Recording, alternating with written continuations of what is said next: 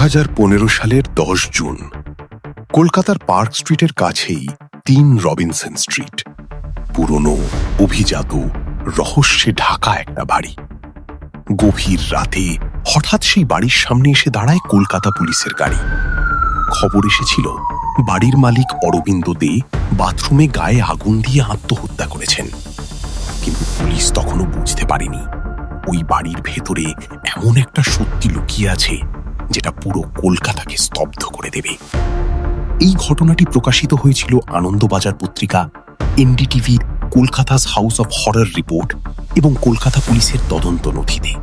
Police যখন অরবিন্দ দের ছেলে পার্থ দেকে জিজ্ঞাসাবাদ করছিল, তখন তার আচরণে অদ্ভুত কিছু লক্ষ্য করা যায়।